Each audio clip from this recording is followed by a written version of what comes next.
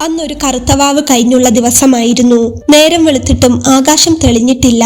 ഇടവഴിയിലെ കരിയിലകളിലും മാവിൻ കൊമ്പുകളിലും മഴത്തുള്ളികൾ തങ്ങി നിൽക്കുന്നുണ്ട്. ആ വഴിയിലൂടെയാണ് പാർവതി നടന്നു വരുന്നത്. കറുപ്പിൽ ഗോൾഡൻ കളർ നിറമുള്ള ഒരു സാധാരണ ചുരിദാറാണ് വേഷം. തോളിൽ ഹാൻഡ് ബാഗുമിട്ട് ഒരു കൈകൊണ്ട് തന്റെ ഷോൾ കാറ്റിൽ പറക്കാതെ ഒതുക്കി പിടിച്ച് അവൾ വേഗത്തിൽ നടന്നു. ചളി നിറഞ്ഞ ഇടവഴിയിലൂടെ നടക്കുമ്പോൾ അവളുടെ പാദസരങ്ങൾ പതുക്കെ കിലുങ്ങുന്നുണ്ടായിരുന്നു. റോഡിലെ ആ പഴയ ആൽമരത്തിന്റെ ചുവട്ടിലെത്തിയപ്പോൾ അവളുടെ ഹൃദയമിടിപ്പ് ഒന്നുകൂടി. അവിടെ പാർട്ടി ഓഫീസിനു മുന്നിൽ സച്ചിദാനന്ദൻ നിൽപ്പുണ്ട്. വെളുത്ത മുണ്ടും ചുവപ്പ് ഷർട്ടും ധരിച്ച് നാട്ടിലെ ഏത് പ്രശ്നത്തിലും ഓടിയെത്തുന്ന സച്ചി. അവനെ കാണുമ്പോൾ പാർവതിയുടെ ഉള്ളിൽ ഒരാശ്വാസവും അതോടൊപ്പം വലിയൊരു പേടിയും തോന്നും. ചുറ്റും ആരുമില്ലെന്ന് ഉറപ്പുവരുത്തി സച്ചി പതുക്കെ അവളുടെ അടുത്തേക്ക് നടന്നു വന്നു. പാർവതി, അവൻ പതിഞ്ഞ സ്വരത്തിൽ വിളിച്ചു. അവൾ ഒന്ന് നിന്നു, ചുറ്റും കണ്ണോടിച്ചു. സച്ചിയേട്ടാ, ഇങ്ങനെ വഴിയിൽ നിൽക്കല്ലേ. ഏട്ടൻ എങ്ങാനും കണ്ടാൽ പിന്നെ വലിയ പ്രശ്നമാകും. എന്നെ ഓർത്ത് സച്ചിയേട്ടൻ എന്തിനാ ഇങ്ങനെ ബുദ്ധിമുട്ടുന്നത്? സച്ചി അപ്പോൾ ഒരു ചെറിയ ചിരിയോടെ അവളെ നോക്കി. നിന്നെ ഒന്ന് കണ്ടില്ലെങ്കിൽ ആ ദിവസം എനിക്ക് പൂർത്തിയാകില്ല പാർവതി. നിന്റെ മുഖം എന്താ ഇങ്ങനെ വാടിയിരിക്കുന്നത്? വീട്ടിൽ വല്ല പ്രശ്നവുമുണ്ടോ? പാർവതി അപ്പോൾ ഒന്ന് നെടുവീർപ്പിട്ടു. എന്നും പ്രശ്നമല്ലേ സച്ചിയേട്ടാ? അച്ഛന് ശ്വാസമുട്ടൽ കൂടിക്കൂടിയാണ് വരുന്നത്. ഏട്ടനാണെങ്കിൽ രാവിലെ ഇറങ്ങിയാൽ രാത്രിയാകുമ്പോളേ വരൂ. അച്ഛന്റെ മരുന്നിന്റെ കാര്യം പറഞ്ഞാൽ ഏട്ടൻ ഉടനെ ചോദിക്കും, നിന്റെ സച്ചിദാനന്ദൻ മരുന്ന് തന്നില്ലേ എന്ന്. സച്ചിയേട്ടനോടുള്ള ദേഷ്യം മുഴുവൻ വീട്ടിൽ അച്ഛനോടും എന്നോടുമാണ് ഏട്ടൻ തീർക്കുന്നത്. അവൾ പറഞ്ഞു നിർത്തുമ്പോൾ അവളുടെ കണ്ണുകൾ നിറഞ്ഞിരുന്നു. സച്ചി അപ്പോൾ അവളുടെ അടുത്തേക്ക് അല്പം കൂടി അടുത്തു നിന്നു. നീ പേടിക്കേണ്ട പാർവതി, അച്ഛൻ പതിവായി കഴിക്കുന്ന ആ മരുന്നുകൾ ഞാൻ വാങ്ങിയിട്ടുണ്ട്. ടൗണിൽ പോയപ്പോൾ മേടിച്ചതാ. ദേ, ഇത് നിന്റെ ബാഗിന്റെ സൈഡിൽ വെക്കുന്നുണ്ട്. വീട്ടിൽ ചെന്നിട്ട് പ്രസാദ് കാണാതെ അച്ഛന് കൊടുക്കണം കേട്ടോ. സച്ചി അവളുടെ ബാഗിന്റെ സൈഡിലെ പോക്കറ്റിലേക്ക് ആ മരുന്ന് പൊതി വെച്ചു കൊടുത്തു. സച്ചിയേട്ടൻ എന്തിനാ ഇങ്ങനെയൊക്കെ ചെയ്യുന്നത്? നമ്മൾ തമ്മിലുള്ള ഇഷ്ടം പ്രസാദേട്ടൻ ഒരിക്കലും. അവൾ പാതിയിൽ നിർത്തി. നമ്മൾ സ്നേഹിക്കുന്നത് ഒരു തെറ്റാണെന്ന് എനിക്ക് തോന്നുന്നില്ല പാർവതി. രാഷ്ട്രീയം വേറെ, മനുഷ്യബന്ധങ്ങൾ വേറെ. അത് പ്രസാദിന് മനസ്സിലാകാത്തതാണ് നമ്മുടെ പ്രശ്നം, സച്ചി ആശ്വാസത്തോടെ പറഞ്ഞു. എന്നാൽ ആ ആശ്വാസം അധിക നേരം നീണ്ടു നിന്നില്ല. ദൂരെ നിന്ന് ഒരു ബൈക്കിന്റെ ഇരമ്പൽ കേട്ടു. പാർവതിയുടെ ഏട്ടനായ പ്രസാദിന്റെ ബുള്ളറ്റിന്റെ ആ ഗാംഭീര്യമുള്ള ശബ്ദം കേട്ടപ്പോളെ പാർവതിയുടെ മുഖത്തെ ചോര വാർന്നുപോയി. അവൾ ഭയന്ന് വിറച്ചുപോയി. സച്ചേട്ടാ, ദേ ഏട്ടൻ വരുന്നു, പ്ലീസ് പൊയ്ക്കോ, അവൾ അവനോട് യാചിച്ചു. പക്ഷേ സച്ചി അനങ്ങിയില്ല. ഒരു നിമിഷത്തിനുള്ളിൽ പ്രസാദിന്റെ വണ്ടി അവർക്ക് മുന്നിൽ പാഞ്ഞു വന്നു നിന്നു. ബൈക്കിൽ നിന്നും പ്രസാദ് ചാടിയിറങ്ങി. അവന്റെ കണ്ണുകൾ ദേഷ്യം കൊണ്ട് ചുവന്നു തുടുത്തിരുന്നു. അവന്റെ കൈകൾ മുഷ്ടി ചുരുട്ടിയിരുന്നു. എന്താടാ സച്ചിദാനന്ദ, ഇവിടെ ഒരു സഭ? പ്രസാദ് അലറി. എന്റെ പെങ്ങളെ വഴിയിൽ നിർത്തിയിട്ടാണോ നിന്റെ രാഷ്ട്രീയം പയറ്റുന്നത്? പ്രസാദേ, നീ ഞാൻ പറയുന്നത് കേൾക്ക്. പാർവതി കോളേജിൽ പോകാൻ നിൽക്കുകയായിരുന്നു. വഴിയിൽ കണ്ടപ്പോൾ അച്ഛന്റെ സുഖവിവരങ്ങൾ തിരക്കിയതാണ്. അതിൽ കൂടുതലൊന്നുമില്ല. സച്ചി അപ്പോൾ ശാന്തതയോടെ മറുപടി നൽകി. അച്ഛന്റെ സുഖവിവരം അന്വേഷിക്കാൻ നീ ആരാടാ ഞങ്ങളുടെ? പ്രസാദ് പാർവതിയുടെ അടുത്തേക്ക് ആഞ്ഞു വന്നു. നിനക്ക് ഞാൻ പറഞ്ഞു തന്നതല്ലേടി ഇവനോട് മിണ്ടരുതെന്ന്. എന്നിട്ടും നീ ഇവിടെ നിന്ന് കിന്നാരം പറയുകയാണോ? ഏട്ടാ, ഞാൻ സച്ചിയേട്ടൻ വെറുതെ. പാർവതിയുടെ വാക്കുകൾ തൊണ്ടയിൽ കുടുങ്ങി. എന്നാൽ പ്രസാദ് ഒന്നും കേട്ടില്ല. അവൻ പാർവതിയുടെ മുടിയിൽ ആഞ്ഞു പിടിച്ചു. വീട്ടിൽ അച്ഛൻ ശ്വാസം കിട്ടാതെ പിടയുമ്പോഴാണോ നീ ഇവിടുത്തെ പാർട്ടിക്കാരനോട് കഥ പറഞ്ഞു നിൽക്കുന്നത്? വാടി വീട്ടിലേക്ക്. ഏട്ടാ വിട്, എനിക്ക് വേദനിക്കുന്നു സച്ചിയേട്ടാ. പാർവതി കരഞ്ഞു നിലവിളിച്ചു. സച്ചി ഒന്ന് മുന്നോട്ടാഞ്ഞു. പ്രസാദെ, കൈവിട്. ഒരു പെൺകുട്ടിയോട് ഇങ്ങനെയാണോ പെരുമാറുന്നത്? നിനക്ക് എന്നോടല്ലേ ദേഷ്യം? അതെന്നോട് കാണിക്ക്. അവളെ വേദനിപ്പിക്കരുത്. പ്രസാദ് അപ്പോൾ സച്ചിയെ നോക്കി പല്ല് ഞെരിച്ചു. നിന്റെ ഉപദേശമൊന്നും എനിക്ക് വേണ്ടടാ സച്ചിദാനന്ദ. എന്റെ പെങ്ങളെ ഞാൻ എങ്ങനെ കൊണ്ടുപോകണമെന്ന് തീരുമാനിക്കാൻ നീ വളർന്നിട്ടില്ല. ഇനിയെങ്ങാനും നിന്നെ ഇവളുടെ മുന്നിൽ കണ്ടാൽ നിന്റെ ചോര ഞാൻ എടുക്കും. പ്രസാദ് അവളെ ബലമായി പിടിച്ചു വലിച്ച് ബൈക്കിന്റെ പിന്നിലേക്ക് കയറ്റി. പാർവതി കരഞ്ഞുകൊണ്ട് സച്ചിയെ ഒന്ന് നോക്കി. ആ നോട്ടത്തിൽ ഒരുപാട് അപേക്ഷകൾ ഉണ്ടായിരുന്നു. പ്രസാദ് ബൈക്ക് ആഞ്ഞു ചവിട്ടി പാഞ്ഞുപോയി. ആ കവലയിൽ സച്ചിദാനന്ദൻ തകർന്നു നിന്നു. ചുറ്റുമുള്ളവരൊക്കെ അവനെ നോക്കുന്നുണ്ടായിരുന്നു. പക്ഷേ സച്ചിയുടെ മനസ്സിൽ പ്രസാദ് പാർവതിയുടെ മുടിയിൽ പിടിച്ചു വലിക്കുന്ന ആ രംഗം മാത്രമായിരുന്നു. രാഷ്ട്രീയ പക ഒരു കുടുംബത്തിലെ സ്നേഹത്തെ എങ്ങനെയാണ് കൊല്ലുന്നതെന്ന് അവൻ വേദനയോടെ തിരിച്ചറിഞ്ഞു. മഴ വീണ്ടും പെയ്യാൻ തുടങ്ങുകയായിരുന്നു. സച്ചിയുടെ മനസ്സിനെ പോലെ തന്നെ ആ ഇടവഴിയും അപ്പോൾ നനഞ്ഞു കുതിർന്നു. വീടിന്റെ മുറ്റത്ത് ബൈക്ക് വന്നു നിന്നതും പ്രസാദ് പാർവതിയെ പിടിച്ച് താഴെ ഇറക്കി. ദേഷ്യം കൊണ്ട് അവന്റെ ശ്വാസം ആഞ്ഞു വീഴുന്നുണ്ടായിരുന്നു. കൈത്തണ്ടയിൽ പ്രസാദ് മുറുക്കി പിടിച്ചത് കാരണം പാർവതിയുടെ കൈവിരലുകൾ നീലിച്ചിരുന്നു. അവൾ കരഞ്ഞുകൊണ്ട് അവന്റെ പിന്നാലെ വീടിനുള്ളിലേക്ക് കയറി. അകത്ത് കയറടി. പ്രസാദ് അവളെ പൂമുഖത്തേക്ക് തള്ളിക്കയറ്റി. ശബ്ദം കേട്ട് അകത്തെ മുറിയിൽ നിന്നും അച്ഛൻ പതുക്കെ ചുമച്ചുകൊണ്ട് വാതിൽക്കൽ വന്നു നിന്നു. ശ്വാസം കിട്ടാതെ അദ്ദേഹം ഭിത്തിയിൽ ചാരി നിന്നു. തന്റെ മക്കളുടെ ആ കോലം കണ്ട് ആ വൃദ്ധന്റെ കണ്ണുകൾ നിറഞ്ഞു. പ്രസാദ്, എന്താടാ ഇത്? എന്റെ കുട്ടി എന്തിനാ നീ ഇങ്ങനെ വലിച്ചേക്കുന്നത്? അച്ഛൻ വിറയ്ക്കുന്ന ശബ്ദത്തിൽ ചോദിച്ചു. ഇവളോട് ചോദിക്കച്ചാ, പ്രസാദ് അലറി. നാട്ടിലെ ആ താന്തോന്നി പാർട്ടിക്കാരൻ സച്ചിദാനന്ദന്റെ കൂടെ നടുറോട്ടിൽ നിന്ന് അഴിഞ്ഞാടി കിന്നാരം പറയുകയായിരുന്നു ഇവൾ. എന്റെ കൊടിക്കെതിരെ കൊടി കെട്ടുന്നവന്റെ കൂടെ നടക്കാൻ ഇവൾക്ക് നാണമില്ലേ? നാട്ടുകാരെന്നെ തുപ്പില്ലേ അച്ഛാ? പാർവതി അപ്പോൾ ചുമരിലേക്ക് ചാരി നിന്ന് പൊട്ടിക്കരഞ്ഞു.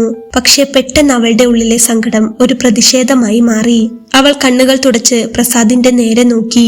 എന്തിനാ ഏട്ടാ സച്ചിയേട്ടനെ ഇങ്ങനെ കുറ്റം പറയുന്നത്? പാർവതിയുടെ ശബ്ദമിടറിയെങ്കിലും അതിൽ ഉറപ്പുണ്ടായിരുന്നു. എനിക്ക് സച്ചിയേട്ടനെ ഇഷ്ടമാണ്. അത് ഞാൻ എവിടെ വേണമെങ്കിലും പറയും. പ്രസാദ് ഒരു നിമിഷം സ്തംഭിച്ചു പോയി. അവന്റെ കണ്ണുകളിൽ തീ പടർന്നു. നീ എന്താടി പറഞ്ഞത്? ഒന്നുകൂടി പറഞ്ഞേ. പറയും, 100 വട്ടം പറയും. പാർവതി കരഞ്ഞുകൊണ്ട് വിളിച്ചു പറഞ്ഞു. ഏട്ടൻ പാർട്ടിയും കള്ളുകുടിയുമായി തെണ്ടാൻ നടക്കുമ്പോൾ ഇവിടെ അച്ഛൻ ശ്വാസം കിട്ടാതെ പിടയുമ്പോൾ ഇന്ന് വരെ എനിക്കൊരു സഹായത്തിനുണ്ടായിരുന്നത് സച്ചിയേട്ടൻ മാത്രമാണ്. ഏട്ടൻ അറിയാതെ അച്ഛനുള്ള മരുന്നും ഈ വീടിനുള്ളിലെ അരിയും വരെ എത്തിച്ചു തന്നത് ഏട്ടൻ ഈ പറയുന്ന പാർട്ടിക്കാരനാണ്. അതൊന്നും ഏട്ടൻ ഇതുവരെ കണ്ടിട്ടില്ലല്ലോ. പ്രസാദിന്റെ നിയന്ത്രണം അപ്പോൾ ആകെ തെറ്റി. അവൻ പാഞ്ഞെടുത്ത് പാർവതിയുടെ കവിളിൽ ആഞ്ഞടിച്ചു. അവൾ തറയിലേക്ക് തെറിച്ചു വീണു. നിർത്തട പ്രസാദേ! അച്ഛൻ നിലവിളിച്ചുകൊണ്ട് അവരുടെ അടുത്തേക്ക് വന്നെങ്കിലും പ്രസാദ് അദ്ദേഹത്തെ തള്ളി മാറ്റി. നിനക്ക് അത്രയ്ക്ക് ധൈര്യമായോടി? പ്രസാദ് അവളുടെ മുടിക്ക് കുത്തിപ്പിടിച്ച് എഴുന്നേൽപ്പിച്ചു. എന്റെ ശത്രുവിന്റെ കൂടെ ഇറങ്ങിപ്പോകാൻ നിനക്ക് മോഹമായല്ലേ? നിന്നെ ഞാൻ ഇന്ന് ജീവനോടെ വെക്കില്ല. അവൻ വീണ്ടും അവളെ അടിച്ചു. പാർവതിയുടെ ചുണ്ടുപൊട്ടി ചോര വരാൻ തുടങ്ങി. പ്രസാദ് അവളെ വലിച്ചേച്ച് അകത്തെ ചെറിയ മുറിയിലേക്ക് കൊണ്ടുപോയി തള്ളി. ഇനി വീടിന്റെ പുറംലോകം നീ കാണില്ല. നീ സ്നേഹിച്ച സച്ചിദാനന്ദൻ നിന്നെ കാണാൻ ഇങ്ങോട്ട് വരട്ടെ, അന്ന് കാണിച്ചു തരാം ഞാൻ. അവൻ പുറത്തുനിന്ന് വാതിലടച്ച് പൂട്ടിയിട്ടു. എന്നിട്ട് മുറ്റത്തേക്ക് ഇറങ്ങിപ്പോയി. പാർവതി ആ ഇരുട്ടുമുറിയിൽ തറയിൽ ഇരുന്ന് തേങ്ങി. അച്ഛൻ അപ്പോൾ പതുക്കെ മുറിക്ക് പുറത്തെത്തി വാതിൽ തുറന്നു. മോളെ പാർവതി. പാർവതി അപ്പോൾ മുഖം പൊത്തി കരയുകയായിരുന്നു. അച്ഛാ, അമ്മയില്ലാത്ത എന്നെ എന്തിനാ അച്ഛാ ഏട്ടൻ ഇങ്ങനെ ഉപദ്രവിക്കുന്നത്? സച്ചിയേട്ടൻ എന്ത് തെറ്റാ ചെയ്തത്? എന്നെ സ്നേഹിച്ചതാണോ സച്ചിയേട്ടൻ ചെയ്ത തെറ്റ്? അച്ഛന്റെ ഈ അസുഖത്തിന് പോലും കഷ്ടപ്പെടുന്നത് സച്ചിയേട്ടനാ. എന്നിട്ടും ഏട്ടൻ. അച്ഛനൊന്നും മിണ്ടാൻ കഴിഞ്ഞില്ല. തന്റെ മകന്റെ രാഷ്ട്രീയ ഭ്രാന്തും മകളുടെ പ്രണയവും ആ വീടിനെ തകർക്കുന്നത് അദ്ദേഹം നോക്കി നിന്നു. ശ്വാസം കിട്ടാതെ അദ്ദേഹം തറയിൽ ഇരുന്നു പോയി. മക്കളുടെ തല്ലും പിടിയും കണ്ടു നിൽക്കാനല്ലാതെ ആ പാവ മനുഷ്യന് മറ്റൊന്നിനും ആകുമായിരുന്നില്ല. മോളെ, നിന്റെ ഏട്ടന്റെ ഉള്ളിൽ കുടുംബസ്നേഹം എന്നൊന്നില്ല. അവന് വെറും അവന്റെ പാർട്ടി മാത്രമേ ഉള്ളൂ. പക്ഷേ ആ പാർട്ടി അവനെ ഇങ്ങനെയാക്കിയതാ. അച്ഛൻ കിതച്ചുകൊണ്ട് പറഞ്ഞു. സച്ചിയോട് അവന് പകയുണ്ട്. അവൻ ഒരിക്കലും ഈ ബന്ധത്തിന് സമ്മതിക്കില്ല. ഇല്ലച്ചാ, എനിക്ക് സച്ചിയേട്ടനെ മറക്കാൻ പറ്റില്ല. മരിക്കേണ്ടി വന്നാലും ഞാൻ അത് പറയും. പാർവതിയുടെ ഉറച്ച വാക്കുകൾ ആ മുറിക്കുള്ളിൽ മുഴങ്ങി. പുറത്തു മഴ കനക്കുകയായിരുന്നു. കാറ്റുമിടിയും ആ വീടിനെ നടുക്കിക്കൊണ്ടിരുന്നു. പാർവതി ആ ഇരുട്ടിലിരുന്ന് തന്റെ ബാഗിലെ ആ മരുന്ന് പൊതിയിൽ തൊട്ടുനോക്കി. സച്ചി നൽകിയ ആ കരുതൽ അവളുടെ ഉള്ളിൽ ഒരു കനലായി എരിഞ്ഞുകൊണ്ടിരുന്നു. രാവിലത്തെ ബഹളങ്ങൾക്കും മഴയ്ക്കും അപ്പുറം താൻ ജോലി ചെയ്യുന്ന ടൗണിലെ സഹകരണ ബാങ്കിന്റെ തിരക്കുകളിലേക്ക് സച്ചിദാനന്ദൻ എത്തിപ്പെട്ടു. രാവിലെ നടന്ന കാര്യങ്ങൾ അവന്റെ ഉള്ളിൽ ഒരു കനലായി എരിയുന്നുണ്ടായിരുന്നു. നനഞ്ഞ ഷർട്ടും വാടിയ മുഖവുമായി അവൻ തന്റെ സീറ്റിൽ വന്നിരുന്നു. കമ്പ്യൂട്ടർ സ്ക്രീനിലെ അക്കങ്ങളിലേക്ക് നോക്കുമ്പോഴും സച്ചിയുടെ കണ്ണിൽ തെളിയുന്നത് പ്രസാദ് പാർവതിയുടെ മുടിയിൽ കുത്തിപ്പിടിച്ചു വലിക്കുന്ന ആ രംഗമായിരുന്നു. അവളുടെ ആ നിലവിളി അപ്പോഴും അവന്റെ കാതുകളിൽ മുഴങ്ങുന്നുണ്ടായിരുന്നു. സച്ചി, എന്താടാ ഒരു ആലോചന? ദാ ഈ വൗച്ചറുകളൊന്നും നോക്കിയേ. കൂടെ ജോലി ചെയ്യുന്ന മാധവൻ നായർ ഒരു കെട്ട് പേപ്പറുകൾ അവന്റെ മുന്നിലേക്ക് വെച്ചുകൊടുത്തു. സച്ചി പതുക്കെ ആ പേപ്പറുകൾ വാങ്ങി. പക്ഷെ അവന്റെ കൈകൾ വിറയ്ക്കുന്നുണ്ടായിരുന്നു. ഒരൊപ്പിടാൻ പോലും അവന് കഴിയുന്നുണ്ടായിരുന്നില്ല. മനസ്സ് മുഴുവൻ ആ ഇടവഴിയിലും ആ വീടിന്റെ ഉമ്മറത്തുമാണ്. പാർവതി ഇപ്പോൾ എന്തു ചെയ്യുകയാകും? ആ ദുഷ്ടൻ അവളെ അടിച്ചിട്ടുണ്ടാകുമോ? ഓരോ ചോദ്യങ്ങളും അവനെ ശ്വാസം മുട്ടിച്ചു. സച്ചിദാനന്ദ, നിന്നോടാ ചോദിക്കുന്നത്. എന്താടാ പറ്റിയത്? നിന്റെ മുഖം എന്താ ഇങ്ങനെ ഇരിക്കുന്നത്? മാധവൻ നായർ വീണ്ടും ചോദിച്ചു. ബാങ്കിലെ മറ്റ് സഹപ്രവർത്തകരും അപ്പോൾ സച്ചിയെ ശ്രദ്ധിക്കാൻ തുടങ്ങി. നാട്ടിലെ സജീവ രാഷ്ട്രീയക്കാരനായ എന്തിനു മുൻപിൽ നിൽക്കുന്ന സച്ചിദാനന്ദൻ ഇങ്ങനെ തകർന്നിരിക്കുന്നത് അവർ ആദ്യമായാണ് കാണുന്നത്. ഒന്നുമില്ല മാധവേട്ട, ഒരു ചെറിയ തലവേദന. സച്ചി ഒഴിഞ്ഞു മാറാൻ ശ്രമിച്ചു. തലവേദന അങ്ങനെയാണോ അതോ വേറെ വല്ലതുമാണോ? നിന്റെ കയ്യിലിരിക്കുന്ന പേന താഴെ വീണതുപോലും നീ അറിഞ്ഞില്ലല്ലോ, ബാങ്കിലെ മറ്റൊരു ക്ലർക്കായ രശ്മി ചോദിച്ചു. രാവിലെ നാട്ടിൽ വല്ല രാഷ്ട്രീയ പ്രശ്നവും ഉണ്ടായോ? നിന്റെ പാർട്ടി ഓഫീസിന്റെ ഭാഗത്തെന്തോ ബഹളം കേട്ടു എന്ന് ആരോ പറഞ്ഞു. സച്ചി അപ്പോൾ ഒന്ന് നെടുവീർപ്പിട്ടു. എന്ത് പറയണമെന്നറിയാതെ അവൻ കുഴങ്ങി. സ്വന്തം പ്രണയം കാരണം ഒരു പെൺകുട്ടി വീട്ടിൽ തല്ലുകൊള്ളുകയാണെന്ന് ആരോടും പറയാൻ അവന് കഴിഞ്ഞില്ല. അത് പറഞ്ഞാൽ അത് അവളുടെ അഭിമാനത്തെ ബാധിക്കും. രാഷ്ട്രീയമൊന്നുമല്ല രശ്മി, വീട്ടിലെ ചില കാര്യങ്ങൾ ഓർത്തതാ, സച്ചി പതുക്കെ പറഞ്ഞു. അവൻ കമ്പ്യൂട്ടറിൽ വെറുതെ ടൈപ്പ് ചെയ്യാൻ തുടങ്ങി. പക്ഷേ മനസ്സിൽ പാർവതിയുടെ കരഞ്ഞുകൊണ്ടുള്ള മുഖം മാത്രം. ബാങ്കിലെ എയർ കണ്ടീഷണറിന്റെ തണുപ്പിലും സച്ചി വിയർക്കുന്നുണ്ടായിരുന്നു. ആ മരുന്നുപൊതി അച്ഛന് കിട്ടിക്കാണുമോ അതോ അവൻ വലിച്ചെറിഞ്ഞോ? ജനാലയിലൂടെ പുറത്തെ മഴയിലേക്ക് നോക്കി സച്ചി ഇരുന്നു. ബാങ്കിലെ തിരക്കും ആളുകളുടെ ബഹളവും അവന് കേൾക്കാൻ കഴിയുന്നുണ്ടായിരുന്നില്ല. തന്റെ കസേരയിൽ ഇരിക്കാൻ പോലും അവനാവുന്നില്ല. എങ്ങനെയെങ്കിലും അവിടെ നിന്നിറങ്ങി അവളുടെ വീടിന്റെ അടുത്തേക്ക് ഓടിയെത്താൻ അവന്റെ ഉള്ളം തുടിച്ചു. സച്ചി, നിന്നെ സാറ് വിളിക്കുന്നു. മാധവൻ നായരുടെ വിളി കേട്ടാണ് സച്ചി ഞെട്ടി ഉണർന്നത്. അവൻ പതുക്കെ എഴുന്നേറ്റു. ജോലിയിൽ ശ്രദ്ധിക്കാൻ കഴിയുന്നില്ലെന്ന് അവന് മനസ്സിലായി. പാർവതി, അവളെ അവൻ ഉപദ്രവിക്കരുതേ എന്നവൻ ഉള്ളുരുകി പ്രാർത്ഥിച്ചു. രാഷ്ട്രീയത്തിന്റെ പേരിൽ താൻ സമ്പാദിച്ച ശത്രുത സ്വന്തം പെണ്ണിന്റെ ജീവിതം തകർക്കുന്നത് സച്ചിദാനന്ദന് സഹിക്കാൻ കഴിയുന്നതിലും അപ്പുറമായിരുന്നു. ഇടയ്ക്കിടെ അവൻ തന്റെ ഫോണിലേക്ക് നോക്കും. ഒരു വട്ടം പാർവതിയെ വിളിച്ചാലോ? അവളുടെ ശബ്ദമൊന്ന് കേട്ടാൽ മനസ്സിലെ ഈ തീ ഒന്നണയുമായിരുന്നു. പക്ഷേ പ്രസാദിനെ ഓർത്തപ്പോൾ അവൻ ആ ശ്രമം ഉപേക്ഷിച്ചു. വേണ്ട, ഫോൺ എങ്ങാനും അവൻ കണ്ടാൽ ആ പാവം വീണ്ടും തല്ലുകൊള്ളും. എന്റെ സ്നേഹം അവൾക്ക് ശാപമാകരുത്. സച്ചി മനസ്സിനെ കടുപ്പിച്ചു. സമയം ഉച്ചയോടടുത്തു. ബാങ്കിലെ തിരക്ക് കൂടി വരികയാണ്. പെട്ടെന്നാണ് മേശപ്പുറത്തിരുന്ന സച്ചിയുടെ ഫോൺ വെളിച്ചം വന്ന് നിലത്ത് വീയാൻ പാകത്തിൽ കുലുങ്ങിയത്. സ്ക്രീനിൽ പാർവതി എന്ന് തെളിയുന്നത് കണ്ടതും സച്ചിയുടെ ഹൃദയം ഒരു നിമിഷം നിന്നുപോയി. അവൻ വേഗത്തിൽ ഫോൺ എടുത്തു. പാർവതി, സച്ചി വിളിച്ചു. മറുപുറത്തു നിന്ന് സംസാരമായിരുന്നില്ല, ശ്വാസം മുട്ടിയുള്ള കരച്ചിലായിരുന്നു. സച്ചിയേട്ടാ, അവൾക്ക് വാചകം പൂർത്തിയാക്കാൻ പോലും കഴിയുന്നില്ല. നീ കരയാതെ കാര്യം പറ പാർവതി, എന്താ ഉണ്ടായത്? പ്രസാദ് വീട്ടിലുണ്ടോ? സച്ചിയുടെ സ്വരത്തിൽ പരിഭ്രമം നിറഞ്ഞു. ഏട്ടൻ രാവിലത്തെ ആ പ്രശ്നം കഴിഞ്ഞ് എന്നെ വല്ലാതെ ഉപദ്രവിച്ചു സച്ചിയേട്ടാ. അച്ഛൻ തടയാൻ വന്നപ്പോൾ അച്ഛനെ തള്ളി മാറ്റിയിട്ട് ഏട്ടൻ എങ്ങോട്ടോ ഇറങ്ങിപ്പോയി. അച്ഛനിപ്പോൾ ബോധമില്ലാതെ കിടക്കുകയാ. രാവിലെ സച്ചിയേട്ടൻ തന്ന മരുന്ന് കൊടുക്കാൻ ഞാൻ നോക്കി, പക്ഷേ അച്ഛൻ അത് ഇറക്കുന്നില്ല. എനിക്ക് പേടിയാകുന്നു. സച്ചിയേട്ടൻ ഒന്ന് വരുമോ പ്ലീസ്?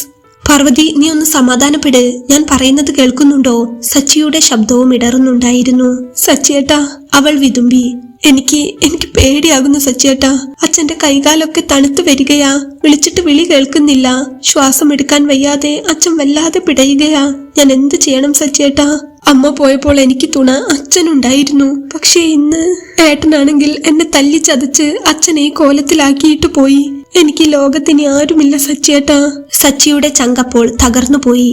നീ അങ്ങനെയൊന്നും പറയല്ലേ പാർവതി. നിനക്ക് ഞാനില്ലേ? ഞാൻ വരാം, ഇപ്പോൾ തന്നെ വരാം. പക്ഷെ പ്രസാദ്, ഞാനെങ്ങാനും അവിടെ എത്തുമ്പോൾ അവൻ അവിടെ ഉണ്ടെങ്കിൽ അത് നിനക്ക് കൂടുതൽ പ്രശ്നമാവില്ലേ എന്ന് മാത്രമാണ് ഞാൻ ആലോചിക്കുന്നത്. സച്ചിയേട്ടൻ എന്നേക്കാൾ വലുത് ആ പേടിയാണോ? പാർവതി സങ്കടത്തോട് ചോദിച്ചു. പ്രസാദേട്ടൻ എന്നെ കൊന്നാലും എനിക്ക് സങ്കടമില്ല. പക്ഷെ എന്റെ അച്ഛൻ ഇങ്ങനെ കിടന്ന് മരിക്കുന്നത് എനിക്ക് കണ്ടു നിൽക്കാൻ വയ്യ. ഞാൻ പറഞ്ഞില്ലേ സച്ചിയേട്ടൻ തന്ന മരുന്നുണ്ടല്ലോ, അത് അച്ഛന്റെ വായിൽ ഒഴിച്ചു കൊടുക്കാൻ ഞാൻ ഏറെ നോക്കി. പക്ഷെ അച്ഛൻ വായ തുറക്കുന്നില്ല സച്ചിയേട്ടാ. ആ മരുന്ന് പൊതിയിൽ മുറുകെ പിടിച്ചാണ് ഞാനിവിടെ ഇരിക്കുന്നത്. സച്ചിയേട്ടൻ വാ, എനിക്ക് സച്ചിയേട്ടനെ ഒന്ന് കാണണം. എന്നെ ഒന്ന് ചേർത്ത് പിടിക്കാൻ സച്ചിയേട്ടനല്ലാതെ എനിക്ക് വേറെ ആരുമില്ല. അവളുടെ ആ വാക്കുകൾ സച്ചിയുടെ ഉള്ളിലെ അവസാനത്തെ മടിയും ഇല്ലാതാക്കി. പ്രസാദിന്റെ വടിവാളോ രാഷ്ട്രീയ പകയോ അവനെ തളർത്തിയില്ല. പാർവതി, നീ കേൾക്ക്, സച്ചി ഉറച്ച ശബ്ദത്തിൽ പറഞ്ഞു. നീ കതക് തുറന്നു തന്നെ വെച്ചോ, ഞാൻ വരികയാണ്. ഈ ലോകത്ത് ആര് തടഞ്ഞാലും നിന്റെ അരികിൽ ഞാൻ എത്തും. അച്ഛനൊന്നും സംഭവിക്കില്ല. നിനക്കും നീ ധൈര്യമായിരിക്കെ. ഞാൻ ഫോൺ വെക്കുകയാണ്. 10 മിനിറ്റിനുള്ളിൽ ഞാൻ അവിടെ ഉണ്ടാകും. സച്ചേട്ടാ, സൂക്ഷിച്ചു വരണേ. മഴയുണ്ട്, വഴിയൊന്നും ശരിയല്ല. കരച്ചിലിനിടയിലും അവൾ അവനെ ഓർത്ത് ആവലാതിപ്പെട്ടു. നീ പേടിക്കണ്ടടാ, സച്ചിയേട്ടൻ വരും. സച്ചി ഫോൺ കട്ട് ചെയ്തു. അവന്റെ കണ്ണ് നിറഞ്ഞു തുളുമ്പുന്നുണ്ടായിരുന്നു. ആ കൈകൾ മുഷ്ടി ചുരുട്ടി. ബാങ്കിനുള്ളിലെ എയർ കണ്ടീഷന്റെ കാറ്റിന് അവനെ തണുപ്പിക്കാൻ കഴിഞ്ഞില്ല. അവന്റെ ഉള്ളിൽ പ്രണയത്തിന്റെയും സങ്കടത്തിന്റെയും ഒരു വലിയ അഗ്നിപർവ്വതം പുകയുന്നുണ്ടായിരുന്നു. മാധവൻ നായർ അപ്പോൾ തന്റെ സീറ്റിലിരുന്ന് ഫയലുകൾ നോക്കുന്നത് സച്ചി കണ്ടു. അവൻ വേഗം അദ്ദേഹത്തിന്റെ അടുത്തേക്ക് ചെന്ന് മേശയിൽ തട്ടി. മാധവേട്ടാ, ഞാൻ പോവുകയാണ്. മേനോൻ സാർ ചോദിച്ചാൽ ഞാൻ പറഞ്ഞെന്ന് പറയണം. നാട്ടിലൊരാളുടെ ജീവൻ എന്റെ കയ്യിലാണ്. അത് രക്ഷിക്കാൻ പറ്റിയില്ലെങ്കിൽ പിന്നെ ഞാൻ ജീവിച്ചിരുന്നിട്ട് കാര്യമില്ല. എടാ സച്ചി, നീ എങ്ങോട്ടാ ഈ മഴയത്ത്? നിന്റെ മുഖം എന്താ ഇങ്ങനെ? മാധവൻ നായർ എഴുന്നേറ്റ് ചോദിച്ചെങ്കിലും സച്ചി അപ്പോളേക്കും ബാങ്കിന്റെ പടികൾ ഓടി ഇറങ്ങിക്കഴിഞ്ഞിരുന്നു. പുറത്ത് ആകാശം ഇടിഞ്ഞു വീഴുന്ന പോലെ മഴ പെയ്യുകയാണ്. സച്ചി തന്റെ ബൈക്ക് സ്റ്റാർട്ട് ചെയ്തു. മഴവെള്ളം അവന്റെ കണ്ണുകളിലേക്ക് അടിച്ചു കയറുന്നുണ്ടായിരുന്നു. ഹെൽമറ്റിന്റെ ഗ്ലാസിനുള്ളിലൂടെ അവൻ മുന്നിലെ വഴി തിരഞ്ഞു. ഇടവഴിയിലെ ചെളിയിലും വെള്ളക്കെട്ടിലും ബൈക്ക് തെന്നുന്നുണ്ടായിരുന്നിട്ടും അവൻ വേഗത കുറച്ചില്ല. ആ മഴയത്ത് അവിടുത്തെ കവലയിൽ തന്റെ പാർട്ടിക്കാർ കൊടി കെട്ടുന്നത് സച്ചി കണ്ടു. അവൻ വണ്ടി നിർത്തിയില്ല. അവർ അവനെ വിളിച്ചെങ്കിലും അവൻ അത് കേട്ടില്ല. അവൻ അപ്പോൾ കൊടിയോ രാഷ്ട്രീയമോ ഒന്നും ഉണ്ടായിരുന്നില്ല. താൻ ജീവന് തുല്യം സ്നേഹിക്കുന്ന പെണ്ണിന്റെ സങ്കടം മാറ്റുക എന്നത് മാത്രമാണ് അവന്റെ ലക്ഷ്യം. അവൻ ആ തറവാടിന്റെ പടിക്കലേക്ക് വണ്ടി പറപ്പിച്ചു കയറ്റി. വണ്ടി സ്റ്റാൻഡിടാൻ പോലും നിൽക്കാതെ അവൻ പൂമുഖത്തെ കോടിക്കയറി. വാതിൽ തുറന്നു തന്നെ കിടക്കുകയായിരുന്നു. കരണ്ടില്ലാത്തതുകൊണ്ട് അകത്ത് മങ്ങിയ വെളിച്ചത്തിൽ പാർവതി തറയിലിരുന്ന് തേങ്ങിക്കരയുന്നുണ്ടായിരുന്നു. സച്ചിയെ കണ്ടതും അവൾ ഓടി വന്ന് അവന്റെ കൈകളിൽ മുറുകെ പിടിച്ചു. സച്ചിയേട്ടാ, അച്ഛനൊന്നും മിണ്ടുന്നില്ല സച്ചിയേട്ടാ. ഞാൻ എത്ര വിളിച്ചിട്ടും ഒന്ന് കണ്ണു തുറക്കുന്നില്ല. അവൾ ശ്വാസം കിട്ടാതെ വിതുമ്പി. സച്ചി ഒന്നും മിണ്ടിയില്ല. അവൻ വേഗം അച്ഛൻ കിടക്കുന്ന കട്ടിലിനടുത്തേക്ക് ചെന്നു. ആ വൃദ്ധന്റെ മുഖം വിളറി വെളുത്തിരുന്നു. സച്ചി പതുക്കെ അച്ഛന്റെ കയ്യിൽ പിടിച്ചു നോക്കി. ആ കൈകൾ കൈസുകട്ടയുടെ തണുപ്പായിരുന്നു. അവൻ കഴുത്തിലെ ഞരമ്പിൽ വിരലമർത്തി നോക്കി.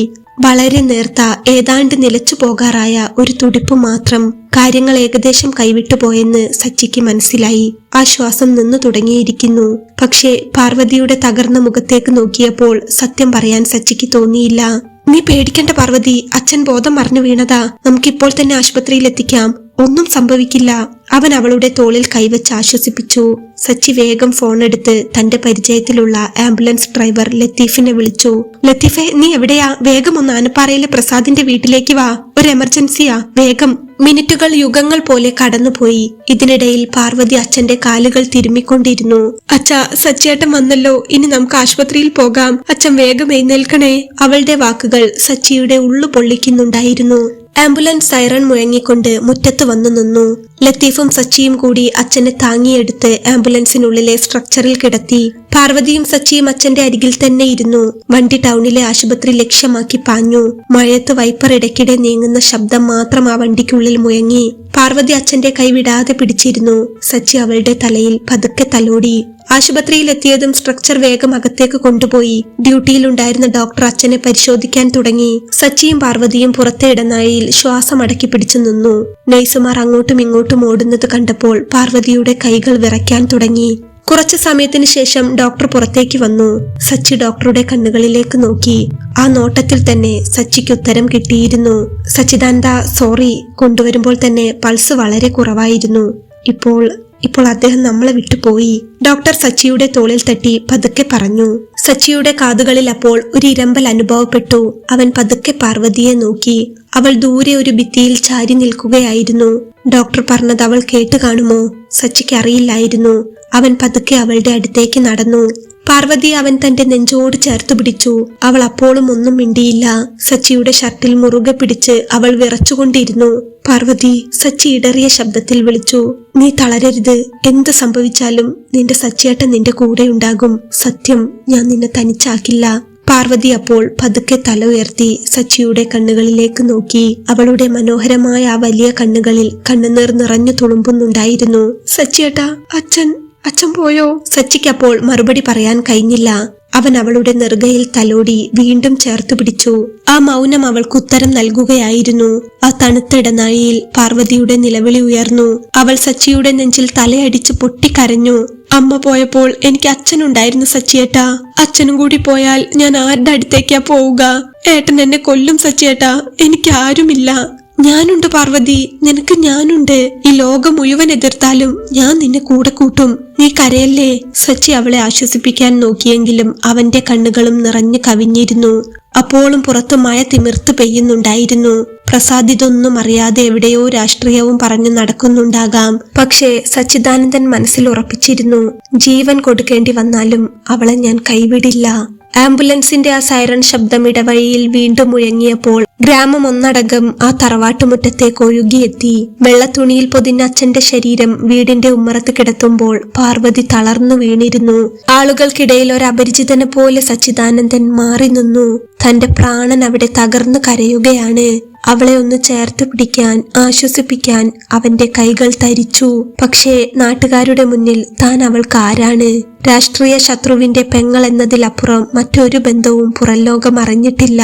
അച്ഛന്റെ മരണാനന്തര മരണാനന്തര ചടങ്ങുകൾക്കായി സച്ചി ഓടി നടന്നു. ഓരോ കാര്യത്തിനും മുൻപന്തിയിൽ അവനുണ്ടായിരുന്നു. പാർവതി ഇടയ്ക്കൊക്കെ ആൾക്കൂട്ടത്തിനിടയിലൂടെ സച്ചിയെ നോക്കും. ആ കണ്ണുകളിൽ ഭയവും സങ്കടവും കലർന്നൊരു നോട്ടം സച്ചിക്ക് കാണാമായിരുന്നു. നേരം വൈകിയാണ് പ്രസാദ് അവിടേക്ക് എത്തിയത്. കള്ളുകുടിച്ചും പാർട്ടിയും പറഞ്ഞു നടന്ന അവന്റെ മുഖത്ത് അച്ഛനെ കണ്ടപ്പോൾ ഒരു നിമിഷം വിഷമം നിഴലിച്ചു. പക്ഷേ ഉമ്മറത്ത് നിൽക്കുന്ന സച്ചിദാനന്ദനെ കണ്ടതും അവന്റെ ഉള്ളിലെ പക വീണ്ടും പുകഞ്ഞു. അച്ഛന്റെ ശവം മുന്നിൽ കിടക്കുന്നത് കൊണ്ട് മാത്രം അവൻ അടങ്ങി നിന്നു. പക്ഷേ അവന്റെ കണ്ണുകൾ സച്ചിയെ ദഹിപ്പിക്കുന്നുണ്ടായിരുന്നു. അന്ത്യകർമ്മങ്ങളെല്ലാം കഴിഞ്ഞ് ബോഡി ദഹിപ്പിച്ചു കഴിഞ്ഞപ്പോഴേക്കും സന്ധ്യ കഴിഞ്ഞിരുന്നു. നാട്ടുകാരോരോരുത്തരായി പിരിഞ്ഞു പോകാൻ തുടങ്ങി. സച്ചി പോകാനായി ഇറങ്ങിയപ്പോഴാണ് പ്രസാദ് അവന്റെ മുന്നിൽ വന്നു നിന്നത്. ആരും പ്രതീക്ഷിക്കാത്ത നേരത്ത് പ്രസാദ് പെട്ടെന്ന് സച്ചിയുടെ ഷർട്ടിന്റെ കോളറിൽ ആഞ്ഞു പിടിച്ചു. "നീ എന്താടാ ഇവിടെ? ഇറങ്ങി പോടാ എന്റെ വീട്ടിൽ നിന്ന്!" പ്രസാദ് പല്ല് ഞെരിച്ചുകൊണ്ട് പറഞ്ഞു. "അച്ഛന്റെ ശവം ഇവിടെ കിടന്നതുകൊണ്ടാ ഞാൻ ഇത്രയും നേരം മിണ്ടാതിരുന്നത്. ഇനിയും നിന്നെ ഈ പഠിക്കൽ കണ്ടാൽ നിന്റെ ജീവൻ ഞാൻ എടുക്കും." അവിടെ ഉണ്ടായിരുന്ന കുറച്ച് നാട്ടുകാർ അപ്പോൾ അങ്ങോട്ട് ഓടി വന്നു. "എന്താടാ പ്രസാദേ ഇത്? നിന്റെ അച്ഛന്റെ ബോഡി അങ്ങോട്ട് എടുത്തതല്ലേ ഉള്ളൂ. ഈ സമയത്താണോ നീ ഇത് ചെയ്യുന്നത്? ഈ കാര്യങ്ങൾക്കെല്ലാം മുന്നിൽ നിന്നത് അവനല്ലേ?" അയൽക്കാരനായ മോഹനൻ നായർ അവനെ പിടിച്ചു മാറ്റാൻ നോക്കി. "എനിക്കിവന്റെ ഒരു സഹായവും വേണ്ട," പ്രസാദ് അലറി. "ഇവൻ എന്റെ വീട്ടിൽ കയറുന്നത് പോലും എനിക്കിഷ്ടമല്ല. ഇവനെ ഇനിയും ഇവിടെ കണ്ടാൽ ഞാൻ ഇവനെ കൊന്നുകളയും." സച്ചിദാനന്ദൻ അത് സഹിക്കാൻ പറ്റിയില്ല. അത്രയും നേരം അടക്കി പിടിച്ച സങ്കടവും ദേഷ്യവും ഒരുമിച്ച് പുറത്തു വന്നു. അവൻ അപ്പോൾ പ്രസാദിന്റെ കൈ തട്ടി മാറ്റി മുന്നോട്ടാഞ്ഞു. "മര്യാദയ്ക്ക് സംസാരിക്കട പ്രസാദേ," സച്ചി ഉറക്കെ വിളിച്ചു പറഞ്ഞു. "സ്വന്തം അച്ഛന് ശ്വാസം കിട്ടാതെ പിടഞ്ഞപ്പോൾ നീ എവിടെയായിരുന്നു? ഈ പാർട്ടിയും കള്ളുകുടിയും കഴിഞ്ഞ് നിനക്ക് ഇപ്പോഴാണോ നേരം വെളുത്തത്? ഇപ്പോഴാണോ നീ വരുന്നത്? സ്വന്തം കുടുംബം നോക്കാനും പെങ്ങളെ സംരക്ഷിക്കാനും നിനക്കറിയില്ലെങ്കിൽ പിന്നെ എന്തിനാടാ നീ മീശ പിരിച്ച് നടക്കുന്നത്? നീ എന്നെ പഠിപ്പിക്കാൻ വരണ്ട." സച്ചി അവനെ തള്ളി മാറ്റി. അപ്പോഴേക്കും പ്രസാദ് അവന് നേരെ വന്ന് അവനെ അടിക്കാൻ കയ്യോങ്ങി എന്തൊക്കെയോ വിളിച്ചു പറയാൻ തുടങ്ങി. ഒക്കെ കൂടെ ആയപ്പോൾ സച്ചിയുടെ നിയന്ത്രണം വിട്ടുപോയി. "നോക്കിക്ക് പ്രസാദേ, നീ മര്യാദയ്ക്ക് നടന്നില്ലെങ്കിൽ, നിന്റെ പെങ്ങളെ നോക്കിയില്ലെങ്കിൽ നിന്നെ ഞാൻ തീർക്കുമെടാ. ഇത് സച്ചിദാനന്ദന്റെ വാക്കാ." സച്ചി ദേഷ്യം കൊണ്ട് വിറച്ചു. "എന്നാ നീ തീർക്കടാ, കാണട്ടെ." പ്രസാദ് അവനെ അടിക്കാൻ വടിയെടുക്കാൻ ആഞ്ഞു. ഈ ബഹളമൊക്കെ കേട്ട് അകത്തു നിന്ന് പാർവതി അങ്ങോട്ട് ഓടി വന്നു. വിറയ്ക്കുന്ന കൈകളോടെ അവൾ അവരുടെ ഇടയിൽ കയറി നിന്നു. "ഏട്ടാ പ്ലീസ് നിർത്ത്. അച്ഛൻ പോയ വിഷമത്തിൽ നിൽക്കുമ്പോഴാണോ ഏട്ടൻ ഇങ്ങനെ തല്ലുകൂടുന്നത്?" പാർവതി കരഞ്ഞുകൊണ്ട് പ്രസാദിനെ തടയാൻ നോക്കി. പക്ഷേ ദേഷ്യമൂത്ത പ്രസാദ് അവളുടെ കവിളിൽ ആഞ്ഞടിച്ചു. "മാറി നിൽക്കടി ശവമേ, ഇവനെയാണല്ലോ നീ സ്നേഹിക്കുന്നത്," പ്രസാദ് പറഞ്ഞു. അടിയേറ്റു വീണ പാർവതിയെ കണ്ടതും സച്ചിയുടെ ഉള്ളിലെ സകല നിയന്ത്രണവും പാടെ പോയി. ഒരു മരണവീടാണെന്നോ അവൾ അവന്റെ പെങ്ങളാണെന്നോ ഉള്ള ബോധം സച്ചിക്ക് നഷ്ടപ്പെട്ടു. സ്വന്തം അച്ഛന്റെ മരണം കഴിഞ്ഞ ഉടനെ തന്നെ ഒരു പെങ്ങളെ, അതും താൻ സ്നേഹിക്കുന്ന തന്റെ ജീവനായ പെണ്ണിനെ ഉപദ്രവിക്കുന്നത് അവന് സഹിക്കാൻ കഴിഞ്ഞില്ല. സച്ചി ഓടിച്ചെന്ന് പാർവതിയെ പിടിച്ചെഴുന്നേൽപ്പിച്ചു. അവളെ തന്റെ നെഞ്ചോട് ചേർത്ത് നിർത്തിക്കൊണ്ട് അവൻ പ്രസാദിന്റെ നേരെ തിരിഞ്ഞു. "ഇത്രയേ ഉള്ളൂ അല്ലേ നിന്റെ ആങ്ങളത്തം?" സച്ചി അലറി. "സ്വന്തം പെങ്ങളെ തല്ലാൻ നിനക്ക് ഒട്ടും മടിയില്ലല്ലേ? എന്നാ കേട്ടോ പ്രസാദേ, ഇവളെ ഇനി ഞാൻ ഇവിടെ നിർത്തുന്നില്ല. ഇവളെ ഞാൻ കൊണ്ടുപോവുകയാണ്." നാട്ടുകാർ അപ്പോൾ അത്ഭുതത്തോടെ നോക്കി നിന്നു. സച്ചി പാർവതിയുടെ കണ്ണുകളിലേക്ക് നോക്കി. ആ കണ്ണുകളിൽ വേദനയും ഭയവും മാത്രം. "പാർവതി," സച്ചി പതുക്കെ ചോദിച്ചു, "നീ എന്റെ കൂടെ വരുന്നുണ്ടോ? ഇങ്ങനെ ഒരു നരകത്തിൽ നിനക്കിനി നിൽക്കാൻ പറ്റില്ല. നീ വരുന്നുണ്ടോ എന്റെ കൂടെ?" പാർവതി ഒരു നിമിഷം ഞെട്ടിപ്പോയി. പിന്നീട് ആലോചിച്ചു. തന്റെ അച്ഛൻ പോയി. ഇനി ഈ വീട്ടിൽ തനിക്ക് തുണയാകേണ്ട ഏട്ടൻ തന്നെ ഒരു ശത്രുവിനെ പോലെ കാണുന്നു. അവിടെ താൻ സുരക്ഷിതയല്ല എന്ന് അവൾക്ക് ഉറപ്പായിരുന്നു. സച്ചിയുടെ കണ്ണുകളിൽ തനിക്ക് വേണ്ടിയുള്ള ആ കരുതൽ അവൾ കണ്ടു. പാർവതി പിന്നെ ഒന്നും ആലോചിച്ചില്ല. അവൾ മെല്ലെ തലയാട്ടി. അവൾ സച്ചിയുടെ കയ്യിൽ മുറുകെ പിടിച്ചു.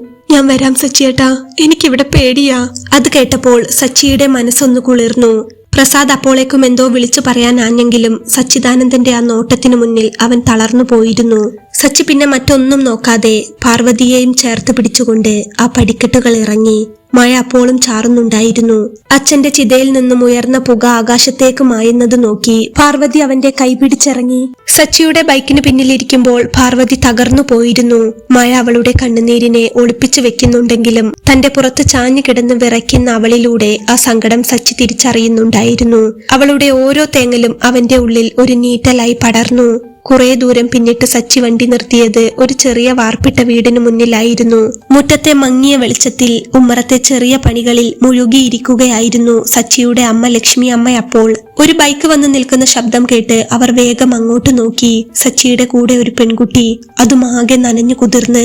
തനിക്കൊരാളെ ഇഷ്ടമാണെന്നും അവളെ ഒരു നാൾ ഇങ്ങോട്ട് കൂട്ടിക്കൊണ്ടുവരുമെന്നും സച്ചി നേരത്തെ അമ്മയോട് പറഞ്ഞിരുന്നു. എങ്കിലും ആ സന്ധ്യാസമയത്ത് അങ്ങനെ ഒരു അവസ്ഥയിൽ അവളെ കണ്ടപ്പോൾ ആ അമ്മയുടെ ഉള്ളൊന്നു പിടഞ്ഞു. അവർ വേഗം വരാന്തയിലേക്ക് ഇറങ്ങിച്ചെന്നു. സച്ചി, ഇതാരായി കുട്ടി ഈ നേരത്തെ ഇങ്ങനെ? ലക്ഷ്മി അമ്മ സംശയത്തോടെ ചോദിച്ചു. സച്ചി അപ്പോൾ പാർവതിയെ ചേർത്ത് പിടിച്ച് പടികൾ കയറി. അമ്മേ, ഇതാണ് ഞാൻ പറഞ്ഞ പാർവതി. ഇന്ന് ഇവളുടെ അച്ഛൻ മരിച്ചമ്മേ. ആ വീട്ടിൽ ഇനി ഇവൾക്ക് നിൽക്കാൻ പറ്റില്ല. എനിക്ക് ഇവളെ കൂടെ കൂട്ടേണ്ടി വന്നു. അമ്മ ഇവളെ സ്വീകരിക്കണം. സച്ചി കാര്യങ്ങൾ ഏകദേശമെല്ലാം അമ്മയോട് പറഞ്ഞു. ലക്ഷ്മി അമ്മ ഒരു നിമിഷം അന്തം വിട്ടുനിന്നു. സച്ചിക്ക് പ്രസാദുമായുള്ള പ്രശ്നങ്ങൾ അവർക്കറിയാം. പക്ഷേ പാർവതിയുടെ വിറച്ചുകൊണ്ടുള്ള നിൽപ്പും ആ പേടിച്ച കണ്ണുകളും കണ്ടപ്പോൾ ഒരമ്മ മനസ്സിന് മറ്റൊന്നും ആലോചിക്കാൻ കഴിഞ്ഞില്ല. എന്റെ ഈശ്വര, നനഞ്ഞാകെ വല്ലാതിരിക്കുകയാണല്ലോ മോളെ നീ. ലക്ഷ്മി അമ്മ വേഗം അകത്തേക്ക് പോയി 2 തോർത്തുമുണ്ടെടുത്തു കൊണ്ടുവന്നു. ദാ ഇതുകൊണ്ട് തലയൊന്ന് തോർത്ത്, ആകെ വിറയ്ക്കുന്നുണ്ട്. വേഗം അകത്തേക്ക് കയറ്. പാർവതി ആ തോർത്ത് വാങ്ങുമ്പോൾ അവളുടെ ഉള്ളിൽ ഒരു കാര്യം മാത്രം മിന്നി മറഞ്ഞു. എനിക്കും ഇതുപോലെ ഒരു അമ്മയുണ്ടായിരുന്നെങ്കിൽ. അമ്മയില്ലാത്ത തന്റെ ജീവിതത്തിൽ ആദ്യമായാണ് ഒരാൾ ഇത്രയും കരുതൽ കാണിക്കുന്നത്. ലക്ഷ്മി അമ്മ പാർവതിയെ ചേർത്ത് പിടിച്ച് അകത്തെ മുറിയിലേക്ക് കൊണ്ടുപോയി. സച്ചി, ഇവൾക്ക് ഉടുക്കാൻ വസ്ത്രമൊന്നും കയ്യിലില്ലല്ലോ. ശ്വേതമോള് വല്ലപ്പോഴുമല്ലേ വരാറുള്ളൂ. അവളുടെ അലമാരയിൽ പുതിയ 1-2 ചുരിദാറും ടോപ്പും എല്ലാം ഇരിപ്പുണ്ട്. ഞാൻ അതെടുത്തു കൊടുക്കാം. സച്ചിയുടെ പെങ്ങൾ ശ്വേത കല്യാണം കഴിഞ്ഞു പോയതാണ്. പിന്നെ നീ ആ ചെട്ടിയാരുടെ കടയിൽ പോയി ഇവൾക്ക് വേണ്ടതെന്താണെന്ന് വെച്ചാൽ വാങ്ങണം. സച്ചി അപ്പോൾ തലയാട്ടി. അമ്മേ, ഞാൻ ശ്വേതയോട് വിളിച്ച് ഇവളെ ഇങ്ങോട്ട് കൂട്ടിയ കാര്യമൊന്ന് പറഞ്ഞേക്കാം. അവൻ പറഞ്ഞു.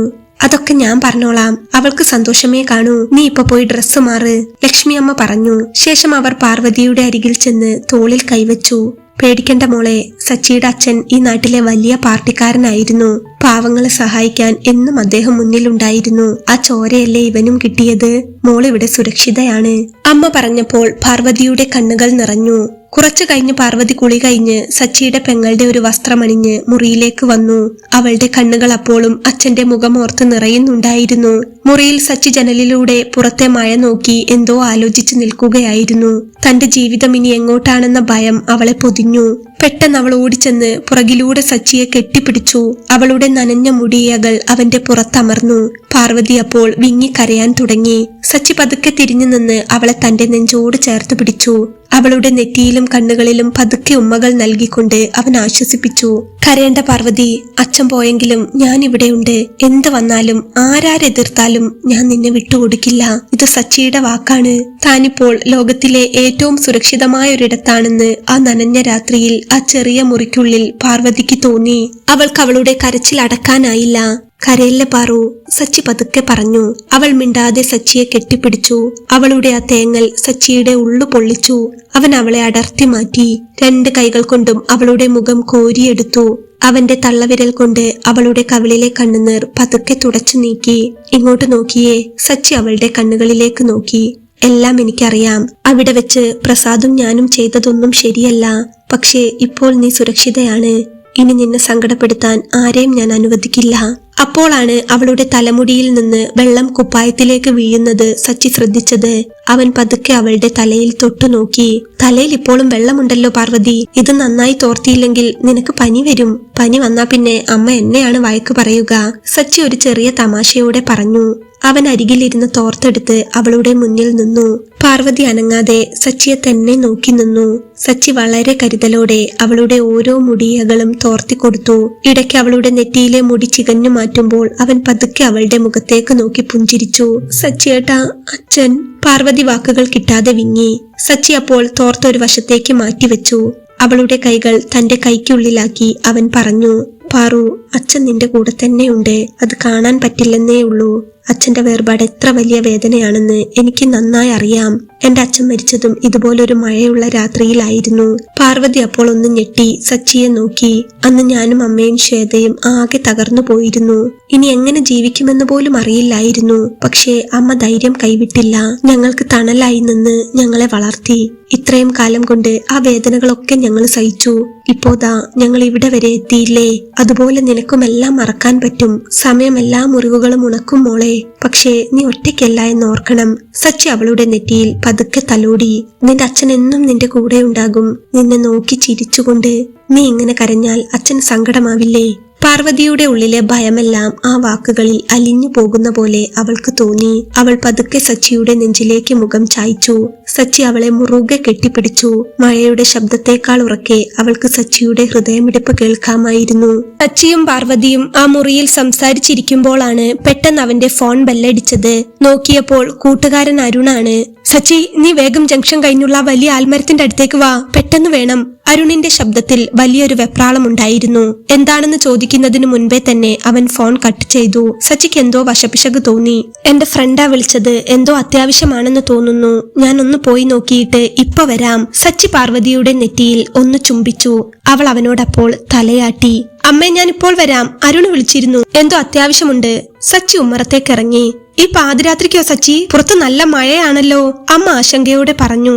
സാരമില്ലമ്മേ, ഞാൻ വേഗം വരാം. പാറു, നീ പേടിക്കണ്ട, ഞാൻ ഉടനെ എത്തും. പാർവതിയുടെ മുഖത്തേക്ക് നോക്കി ഒരാശ്വാസം എന്നോണം സച്ചി പറഞ്ഞു.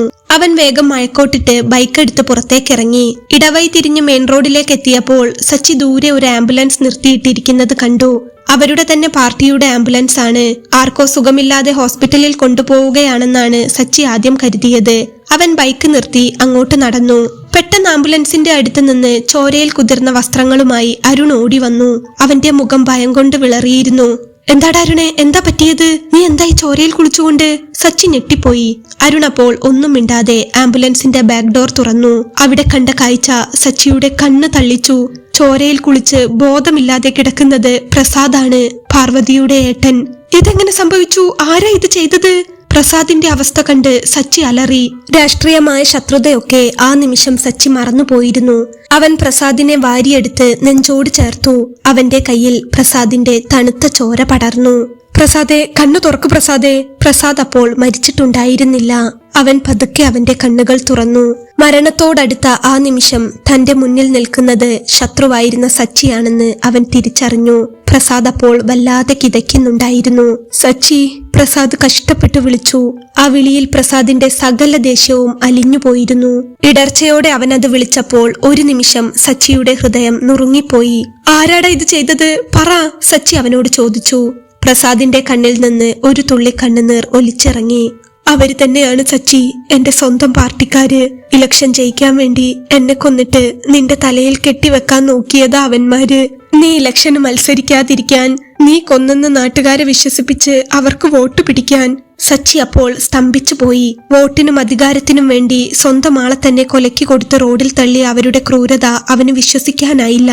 സച്ചി, ചത്തെന്ന് കരുതി എന്നെ അവരിവിടെ ഉപേക്ഷിച്ചു പോയതാ. പ്രസാദിന്റെ ശബ്ദം കുറഞ്ഞു വന്നു. നീ പേടിക്കേണ്ട പ്രസാദേ, ഞാനുണ്ടല്ലോ. സച്ചി പ്രസാദിനെ നെഞ്ചോട് ചേർത്തു പിടിച്ചു. എത്രയോ തല്ലുണ്ടാക്കുകയും വെറുക്കുകയും ഒക്കെ ചെയ്ത സച്ചിയുടെ നെഞ്ചിൽ അവൻ മരണവെപ്രാളത്തിൽ ചേർന്ന് കിടന്നു. സച്ചി മറ്റൊന്നും ആലോചിച്ചില്ല. അരുണെ, വണ്ടിയെടുക്ക്, വേഗം ടൗണിലെ ഹോസ്പിറ്റലിലേക്ക് വിട്, ഒരു നിമിഷം വൈകരുത്. സച്ചി പ്രസാദിനെ താങ്ങിപ്പിടിച്ച് ആംബുലൻസിനുള്ളിലിരുന്നു. മഴ അപ്പോൾ ആംബുലൻസിന് മുകളിൽ പെയ്ത് തകർക്കുന്നുണ്ടായിരുന്നു. തന്റെ അച്ഛനെ കൊന്നവരുടെ പാർട്ടിയിലുള്ള ആളാണ്. തന്റെ സ്നേഹത്തെ തകർക്കാൻ നോക്കിയ, ഇന്ന് രാവിലെ പോലും തന്നെ വെല്ലുവിളിച്ചവനാണ് മുന്നിൽ കിടക്കുന്നത്.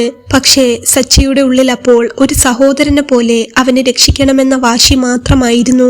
ആംബുലൻസ് ഹോസ്പിറ്റലിന്റെ മുന്നിൽ വന്നു നിന്നതും സച്ചിയും അരുണും കൂടി പ്രസാദിനെ വാരിയെടുത്ത് സ്ട്രക്ചറിലേക്ക് കിടത്തി. ചോരയിൽ കുതിർന്ന പ്രസാദിനെ കണ്ട് ഡ്യൂട്ടിയിലുണ്ടായിരുന്ന ഡോക്ടർമാരും നഴ്സുമാരും ഓടി വന്നു. എന്തുപറ്റി? ഇതെന്താ സംഭവിച്ചത്? ഡോക്ടർ അപ്പോൾ ചോദിച്ചു. വെട്ടേറ്റതാ ഡോക്ടർ, കുറെ ചോര പോയിട്ടുണ്ട്, വേഗം എന്തെങ്കിലും ചെയ്യണം, സച്ചി കിതച്ചുകൊണ്ട് പറഞ്ഞു. ഡോക്ടർ അപ്പോൾ പ്രസാദിനെ പരിശോധിച്ചിട്ട് വേഗം കാഷ്വാലിറ്റിയിലേക്ക് മാറ്റി. ഇതൊരു വെട്ടുകേസാണ്, കരുതിക്കൂട്ടി വെട്ടിയതാണെന്ന് കണ്ടാലേ അറിയാം. നിങ്ങൾ ഉടനെ തന്നെ സ്റ്റേഷനിൽ വിവരം അറിയിക്കണം, ഞങ്ങൾ ട്രീറ്റ്മെന്റ് തുടങ്ങാം, ഡോക്ടർ കർശനമായി പറഞ്ഞു. സച്ചി ഒട്ടും വൈകിപ്പിക്കാതെ ഫോൺ എടുത്ത് പോലീസ് സ്റ്റേഷനിലേക്ക് വിളിച്ചു. നടന്ന കാര്യങ്ങൾ ചുരുക്കത്തിൽ പറഞ്ഞു. പ്രസാദിനെ ആരോ വെട്ടിയിട്ട് റോഡിലിട്ടെന്നും ഞങ്ങൾ അവനെ ഹോസ്പിറ്റലിൽ എത്തിച്ചിട്ടുണ്ടെന്നും സച്ചി പോലീസിനോട് വിശദീകരിച്ചു. കുറച്ചു കഴിഞ്ഞപ്പോൾ സച്ചിയുടെ പാർട്ടിക്കാരായ മറ്റ് 2 പേർ കൂടി ഹോസ്പിറ്റലിലേക്ക് ഓടിയെത്തി. സച്ചിയുടെ കൂടെ ഉണ്ടായിരുന്ന അരുണിന്റെ മുഖത്ത് വല്ലാത്തൊരു പേടി നേലിക്കുന്നുണ്ടായിരുന്നു. അവൻ അപ്പോൾ സച്ചിയെ മാറ്റി നിർത്തി പതുക്കെ പറഞ്ഞു. സച്ചി, കാര്യങ്ങൾ അത്ര പന്തിയല്ല, നീ ഇപ്പോൾ തന്നെ ഇവിടുന്ന് മാറുന്നതാണ് നല്ലത്. സച്ചി അപ്പോൾ അമ്പരപ്പോടെ ചോദിച്ചു, നീ എന്തൊക്കെയാ അരുണെ പറയുന്നത്? പ്രസാദ് അകത്ത് മരണത്തോട് മല്ലിടുകയാണ്. ഈ സമയത്ത് ഞാൻ എങ്ങോട്ടാ പോകുന്നത്? അപ്പോളാണ് കൂടെയുള്ള മറ്റേയാൾ പറഞ്ഞത്, സച്ചി, നിനക്ക് അറസ്റ്റ് ഉണ്ടാകുമെന്നാണ് ഇപ്പോൾ കിട്ടുന്ന വിവരം. നമ്മൾ സ്റ്റേഷനിൽ വിളിക്കുന്നതിന് മുന്നേ തന്നെ ആരോ അവിടെ വിളിച്ചു പറഞ്ഞു കഴിഞ്ഞു. നീ പ്രസാദിനെ വഴിയിൽ വെച്ച് വെട്ടിയതാണെന്നും നേരത്തെ ആ വീട്ടിൽ വെച്ച് നീ അവനെ വെല്ലുവിളിച്ചിരുന്നെന്നും ആരോ മൊഴി കൊടുത്തിട്ടുണ്ട്. നിന്നെ പൂട്ടാൻ വേണ്ടിയുള്ള നീക്കമാണ് നടക്കുന്നത്. ഇനിയും ഇവിടെ നിന്നാൽ പോലീസ് നിന്നെ തൂക്കിയെടുക്കും. നീ വേഗം വീട്ടിലേക്ക് ചെല്ല്. അതാ ബുദ്ധി. സച്ചിക്കത് വിശ്വസിക്കാനായില്ല. അതെങ്ങനെ ശരിയാകും? ഞാൻ അവനെ വെട്ടിയെന്നോ? ഞാനല്ലേ അവനെ ഇങ്ങോട്ട് കൂട്ടിക്കൊണ്ടു വന്നത്? അതൊന്നും നോക്കാൻ ഇപ്പോൾ സമയമില്ല സച്ചി. പ്രസാദ് മരിച്ചിട്ടില്ലെങ്കിൽ അവനെ കൊണ്ട് സത്യം പറയിപ്പിക്കണം. അതൊക്കെ ഞങ്ങൾ നോക്കിക്കൊള്ളാം. പക്ഷേ നീ ഇപ്പോൾ ഇവിടെ ഉണ്ടാകുന്നത് നിനക്ക് ദോഷം ചെയ്യും. വീട്ടിലേക്ക് പൊയ്ക്കോ. ബാക്കി കാര്യങ്ങൾ ഞങ്ങൾ കൈകാര്യം ചെയ്തോളാം. അവർ സച്ചിയെ നിർബന്ധിച്ച് വണ്ടിയിലേക്ക് കയറ്റി. സച്ചി വീട്ടിലേക്ക് മടങ്ങുമ്പോഴും അവന്റെ ഉള്ളിൽ ആകെ പുകച്ചിലായിരുന്നു. ഒരു വശത്ത് എതിർ പാർട്ടിക്കാർ തന്നെ ചതിക്കാൻ നോക്കുന്നു എന്ന തിരിച്ചറിവ്, മറുവശത്ത് പ്രസാദ് മരിച്ചാൽ തന്റെ മേലി കൊലക്കുറ്റം വന്നു വീഴുമെന്ന പേടി. വീട്ടിലിരിക്കുന്ന പാർവതിയോടും അമ്മയോടും എന്തു മറുപടി പറയുമെന്നറിയാതെ സച്ചി ആകെ തകർന്നുപോയി. സച്ചി വീട്ടിലെത്തുമ്പോൾ ഹാളിൽ തന്നെ അമ്മയും പാർവതിയും അവനെ കാത്തു നിൽപ്പുണ്ടായിരുന്നു. മഴയിൽ നനഞ്ഞാണോ വരുന്നതെന്ന് നോക്കി ലക്ഷ്മി അമ്മ വേഗം അവനരികിലേക്ക് വന്നു. നീ എന്താടാ ഇത്ര വൈകിയത്? ഒന്നും കഴിക്കാതെ അല്ലേ പോയത്? ഈ മോളും ഒന്നും കഴിക്കാതെ ഇരിക്കുകയായിരുന്നു. ഞാൻ നിർബന്ധിച്ചപ്പോൾ ഇത്തിരി കഞ്ഞി കുടിച്ചു. ഒന്നും കഴിക്കാതിരുന്നാൽ ക്ഷീണിച്ചു പോവില്ലേ സച്ചി? വാ, എന്തെങ്കിലും കഴിക്കാം, അമ്മ അവനെ നോക്കി പറഞ്ഞു. സച്ചിയുടെ ഉള്ളിൽ അപ്പോൾ ആകെ ഒരു വിറയലായിരുന്നു. അവന്റെ ഷർട്ട് ഇരുണ്ട നിറമായതുകൊണ്ട് തന്നെ അതിലെ ചോരപ്പാടുകൾ അമ്മയോ പാർവതിയോ കണ്ടില്ല. എനിക്ക് വിശപ്പില്ലമ്മേ, ഞാനൊന്ന് കുളിക്കട്ടെ എന്ന് പറഞ്ഞ് ആരെയും നോക്കാതെ അവൻ വേഗം അകത്തേക്ക് നടന്നു. ബാത്റൂമിൽ കയറി ഷർട്ട് അയച്ചപ്പോൾ പ്രസാദിന്റെ ചോര തന്റെ ദേഹം മുഴുവൻ പടർന്നത് അവൻ കണ്ടു. ആകെ വെപ്രാളത്തോടെ അവൻ വേഗത്തിൽ കുളിച്ചു.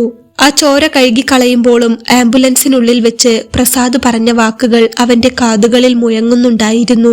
കുളി കഴിഞ്ഞ് മുറിയിലേക്ക് ചെല്ലുമ്പോൾ പാർവതി അവിടെ ഉണ്ടായിരുന്നു. അവളെ അഭിമുഖീകരിക്കാൻ അവന് വലിയ പ്രയാസം തോന്നി. അവളുടെ ഏട്ടനാണ് അവിടെ മരണത്തോട് മല്ലിട്ട് കിടക്കുന്നത്. ആ കുറ്റം തന്റെ തലയിൽ കെട്ടിവെക്കാൻ എതിർ പാർട്ടിക്കാർ ശ്രമിക്കുന്നുണ്ട്. എന്തു പറയണമെന്നറിയാതെ അവൻ ജനലിലൂടെ പുറത്തേക്ക് നോക്കി നിന്നു. പാർവതി അപ്പോൾ പതുക്കെ അവന്റെ അരികിലേക്ക് വന്നു. അവൾ അവനെ പിറകിലൂടെ ചേർത്തു പിടിച്ചു. സച്ചിയേട്ടാ, ഇന്നിനി എവിടേക്കും പോകാനില്ലല്ലോ. സമാധാനമായിട്ട് എന്റെ അടുത്തിരിക്കാമോ? അവൾ പതുക്കെ ചോദിച്ചു. സച്ചി അപ്പോൾ അവളെ തിരിഞ്ഞു നിന്ന് പതുക്കെ ചേർത്തു പിടിച്ചു.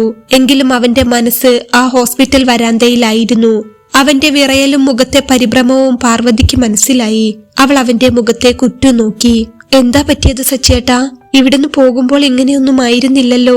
കൂട്ടുകാരൻ വിളിച്ചപ്പോൾ എന്തെങ്കിലും മോശം കാര്യമാണോ ഉണ്ടായത്? പാർവതി സംശയത്തോടെ അവനോട് ചോദിച്ചു. ആദ്യം പറയാൻ മടിച്ചെങ്കിലും എന്നാണെങ്കിലും അവൾ അത് അറിയണ്ടേ എന്നോർത്തപ്പോൾ സച്ചിക്ക് അത് മറച്ചുവെക്കാൻ തോന്നിയില്ല. സച്ചി ഒന്ന് ദീർഘശ്വാസം വിട്ടു. അവളുടെ കൈകൾ തന്റെ ഉള്ളം കൈയിലെടുത്ത് ചേർത്ത് പിടിച്ചു. അവന്റെ കൈകൾ അപ്പോഴും ചെറുതായി വിറയ്ക്കുന്നുണ്ടായിരുന്നു. പാർവതി, നീ ഇത് കേട്ട് തളരരുത്. നിന്റെ ഏട്ടൻ പ്രസാദിന് വെട്ടേറ്റു, സച്ചി ഇടറിയ ശബ്ദത്തിൽ പറഞ്ഞു. അത് കേട്ടതും പാർവതി ഒന്ന് നടുങ്ങിപ്പോയി. ഏട്ടനോട് അവൾക്ക് ദേഷ്യമുണ്ടായിരുന്നെങ്കിലും ആ വാക്ക് കേട്ടപ്പോൾ അവളുടെ ഉള്ളൊന്ന് പിടഞ്ഞു. എന്ത്, പ്രസാദേട്ടനോ? അവൾക്ക് പെട്ടെന്ന് തല കറങ്ങുന്ന പോലെ തോന്നി. സച്ചി അപ്പോൾ അവളെ ചേർത്ത് പിടിച്ചു. ഏയ് പാർവതി, എന്താ ഇത്? ഒന്നുമില്ല, ഞാൻ പറയുന്നത് നീ ഒന്ന് കേൾക്ക്. ആരാ സച്ചിയേട്ട ഈ കടുങ്കൈ ചെയ്തത്? അവൾ കരഞ്ഞുകൊണ്ട് ചോദിച്ചു. സച്ചി അപ്പോൾ അവളുടെ കണ്ണുകളിലേക്ക് ഉറ്റുനോക്കി. അതാണ് ഏറ്റവും വലിയ ക്രൂരത പാർവതി. അവനെ വെട്ടിയത് വേറെ ആരുമല്ല, അവന്റെ സ്വന്തം പാർട്ടിക്കാര് തന്നെയാണ്. ഞാൻ അങ്ങോട്ട് ചെല്ലുമ്പോൾ ചോരയിൽ കുളിച്ച് ആംബുലൻസിൽ കിടക്കുകയായിരുന്നു പ്രസാദ്. എന്റെ ഫ്രണ്ട്സ് അവനെ റോഡിൽ കണ്ടിട്ട് രക്ഷിക്കുകയായിരുന്നു. അവനെ കൊന്നിട്ട് ആ കുറ്റം എന്റെ തലയിൽ കെട്ടിവെക്കാനാണ് അവന്മാർ പ്ലാൻ ചെയ്തത്. ഈ വരുന്ന ഇലക്ഷനിൽ എന്നെ തോൽപ്പിക്കാൻ അവർക്ക് വേണ്ടത് എന്റെ കയ്യിൽ ചോര പുരണ്ടൊരു കൊലക്കേസായിരുന്നു. അതിനായി അവർ സ്വന്തം നേതാവിനെ തന്നെ കൊന്നു തള്ളാൻ മടിച്ചില്ല. പാർവതിക്ക് അത് വിശ്വസിക്കാനായില്ല. അധികാരത്തിനു വേണ്ടി സ്വന്തം ചോരയെപ്പോലെ കൂടെ നിൽക്കുന്നവനെ തന്നെ കൊല്ലാൻ അവർ മുതിർന്നുവെന്നത് അവളെ മരവിപ്പിച്ചു കളഞ്ഞു. അവര് വിചാരിച്ചത് പ്രസാദ് മരിക്കുമെന്നാ. പക്ഷേ ദൈവം സഹായിച്ച് അവന് ബോധമുണ്ടായിരുന്നു. പ്രസാദ് തന്നെയാണ് എന്നോട് ഈ കാര്യങ്ങൾ പറഞ്ഞത്. പക്ഷേ പാർവതി, പാർട്ടിക്കാരിപ്പോൾ കളിക്കുന്നത് എനിക്കെതിരെയാണ്. സ്റ്റേഷനിൽ അവർ മൊഴി കൊടുത്തു കഴിഞ്ഞു. ഞാൻ പ്രസാദിനെ വഴിയിൽ വെച്ച് വെട്ടിയതാണെന്ന്. അവർക്കിത് എന്നെ ഇല്ലാതാക്കാനുള്ള ഒരു അവസരമാണ്. സച്ചിയുടെ ശബ്ദം ഇടറുന്നുണ്ടായിരുന്നു.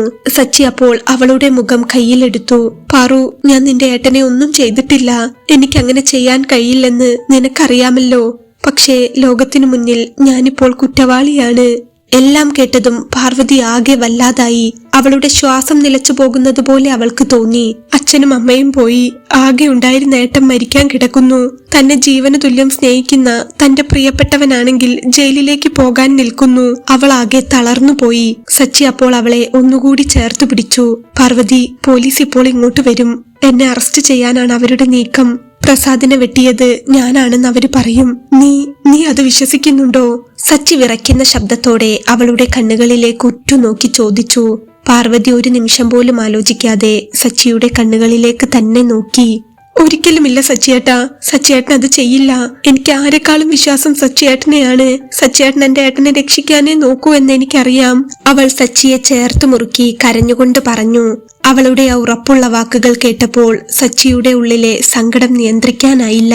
സ്നേഹം കൊണ്ടും നന്ദി കൊണ്ടും അവൻ അവളെ തന്റെ ദേഹത്തോട് ചേർത്ത് മുറുകെ അമർത്തിപ്പിടിച്ചു. ആ വലിയൊരു കൊടുങ്കാറ്റിനിടയിലും അവൾ തന്നെ അത്രമേൽ വിശ്വസിക്കുന്നു എന്നതായിരുന്നു അവന് കിട്ടിയ ഏറ്റവും വലിയ കരുത്ത്. സച്ചിയുടെ കയ്യിൽ മുറുകെ പിടിച്ചുകൊണ്ട് അവൾ തേങ്ങി.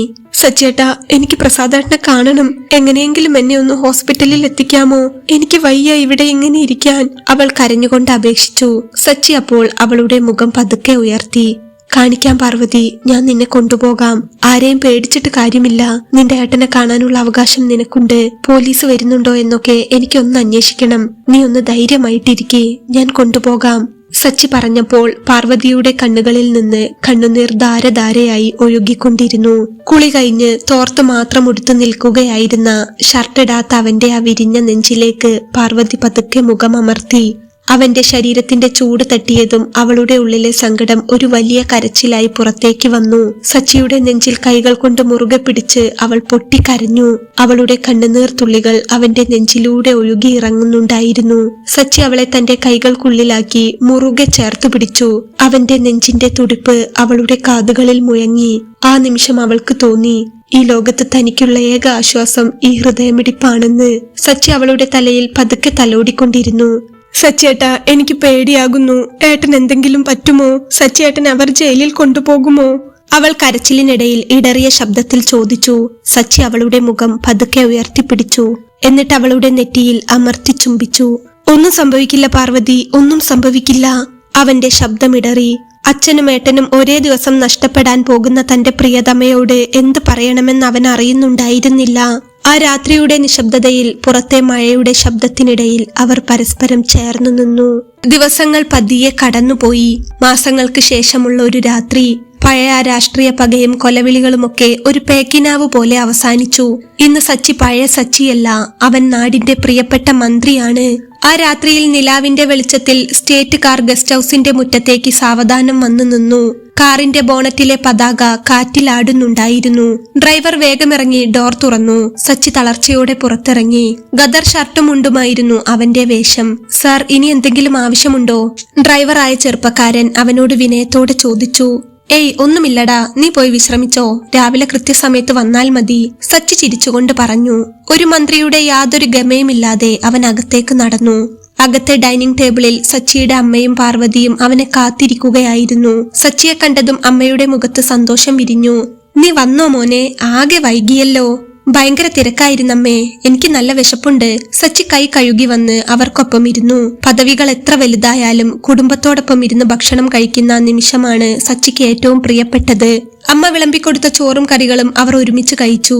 ഭക്ഷണം കഴിക്കുമ്പോൾ പാർവതി ഒന്നും മിണ്ടാതെ ഇരിക്കുന്നത് സച്ചി ശ്രദ്ധിക്കുന്നുണ്ടായിരുന്നു. അവനിടയ്ക്ക് അമ്മ കാണാതെ അവളെ ഒന്നും നുള്ളിയെങ്കിലും അവൾ അത് മൈൻഡ് ചെയ്തില്ല. ഭക്ഷണം കഴിഞ്ഞ് സച്ചി ബെഡ്റൂമിലേക്ക് ചെന്നു. ബാത്റൂമിൽ കയറി മേല് കഴുകി പുറത്തേക്ക് വന്നപ്പോൾ പാർവതി കട്ടിലിൽ ചുമരിലേക്ക് തിരിഞ്ഞു കിടക്കുകയായിരുന്നു. സച്ചി പതുക്കെ അവളുടെ അടുത്തേക്ക് ചെന്നു. താൻ വന്നത് അവൾ അറിഞ്ഞെന്ന് അവന് ഉറപ്പായിരുന്നു. പക്ഷെ അവൾ ഒന്ന് അനങ്ങുക പോലും ചെയ്തില്ല. പാറു, നീ ഉറങ്ങിയോ? സച്ചി പതുക്കെ ചോദിച്ചു. മറുപടിയൊന്നുമില്ല. സച്ചി അപ്പോൾ പതുക്കെ കട്ടിലിരുന്നു. എന്നിട്ട് അവളുടെ അരയിലൂടെ കൈയിട്ട് അവളെ തന്നിലേക്ക് ചേർത്തു പിടിച്ചു. എന്റെ പാറുകുട്ടിക്ക് ഇത്ര വലിയ പിണക്കമാണോ? സച്ചിയേട്ടന് തിരക്കായതുകൊണ്ടല്ലേ? അവൻ കൊഞ്ചലോടെ അവളുടെ ചെവിക്ക് അടുത്ത് ചെന്ന് പറഞ്ഞു. പക്ഷേ പാർവതി അവന്റെ കൈകൾ തട്ടി മാറ്റാൻ നോക്കി. എന്നെ വിട്ടേ, സച്ചിയേട്ടനിപ്പോ നാട്ടുകാരെ നോക്കാനല്ലേ സമയം. എന്നെ എന്തിനാ ഇങ്ങനെ പിടിച്ചു വെക്കുന്നത്? പോയ ഫയലുകളൊക്കെ നോക്ക്. അവൾ മുഖം തിരിച്ചുകൊണ്ട് തന്നെ പറഞ്ഞു. സച്ചി വിട്ടുകൊടുക്കാൻ തയ്യാറല്ലായിരുന്നു. അവൻ അവളെ ബലമായി തന്റെ നേർക്ക് തിരിച്ചു കിടത്തി. അവളുടെ കണ്ണുകളിൽ നീരസമുണ്ടായിരുന്നു. സച്ചി പതുക്കെ ചിരിച്ചുകൊണ്ട് അവളുടെ മാറിൽ മുഖമമർത്തി അവളെ ഒന്നുകൂടി സ്നേഹത്തോടെ വരിഞ്ഞു മുറുക്കി. സച്ചിയേട്ട വിടാൻ അവൾ അവനെ തള്ളി മാറ്റാൻ ശ്രമിച്ചു. ഒരു മന്ത്രിയാണെന്ന വിചാരം പോലുമില്ലാതെ ഓരോ കുസൃതി കാണിക്കുന്നത് കണ്ടില്ലേ, എനിക്ക് ദേഷ്യം വരുന്നുണ്ട്, അവൾ പറഞ്ഞു. ദേഷ്യം വന്നാൽ എന്റെ പാറുവിനെ കാണാൻ നല്ല ഭംഗിയാ. നിന്റെ ഈ പിണക്കം മാറ്റാതെ ഞാൻ എങ്ങോട്ടുമില്ല. സച്ചി അവളുടെ മാറിൽ നിന്ന് മുഖമുയർത്താതെ തന്നെ പതുക്കെ പറഞ്ഞു. അവൻ വീണ്ടും മുഖമമർത്തി അവളെ ഇക്കിളിപ്പെടുത്തിയപ്പോൾ അതുവരെ പിടിച്ചുവെച്ച പാർവതിയുടെ ഗൗരവം പതുക്കെ അലിഞ്ഞു തുടങ്ങി. അവൾ അവനെ തട്ടി മാറ്റാൻ നോക്കുന്നുണ്ടെങ്കിലും ആ കൈകളിലെ ബലം കുറഞ്ഞു വരുന്നത് സച്ചി അറിഞ്ഞു. ആ പിണക്കം പതുക്കെ പ്രണയത്തിന് വഴിമാറുകയായിരുന്നു. സച്ചി അപ്പോൾ അവളുടെ ദേഹത്തേക്ക് പടർന്നു കിടന്ന് ആ മുഖം നിറയെ ഉമ്മകൾ കൊണ്ട് മൂടി. ഒരു മന്ത്രിയാണെന്ന കാര്യം അവൻ അപ്പോൾ പൂർണ്ണമായും മറന്നുപോയിരുന്നു. ആ നിമിഷം അവർക്കിടയിൽ വെറും സ്നേഹം മാത്രമായിരുന്നു. ശേഷം സച്ചി പതുക്കെ അവളുടെ മുഖമുയർത്തി. അവളുടെ കണ്ണുകളിലെ ആ തിളക്കം കണ്ടപ്പോൾ അവന് നിയന്ത്രിക്കാനായില്ല. അവൻ പതുക്കെ കുനിഞ്ഞ് അവളുടെ നെഞ്ചിലേക്ക് വീണ്ടും മുഖമമർത്തി. അവന്റെ ആ ഗാഢമായ സ്പർശനത്തിൽ പാർവതി ഒന്ന് ശ്വാസം വലിച്ച് അവന്റെ തോളിൽ മുറുകെ പിടിച്ചു. സച്ചി അവളുടെ ഓരോ ശ്വാസവും തൊട്ടറിയുകയായിരുന്നു. അവൻ പതുക്കെ അവളുടെ ചുരിദാറിന്റെ മുൻവശത്തെ ബട്ടൺ അയച്ചു മാറ്റി. ഓരോ വസ്ത്രങ്ങളും അവളിൽ നിന്ന് പതുക്കെ അകലുമ്പോൾ ആ മുറിയിലെ വെളിച്ചത്തിൽ വസ്ത്രമില്ലാത്ത അവളുടെ തോളുകളും മാറിടവും സച്ചി തെളിഞ്ഞു കണ്ടു. സച്ചി അകമഴിഞ്ഞ സ്നേഹത്തോടെ അവളെ നോക്കി നിന്നു.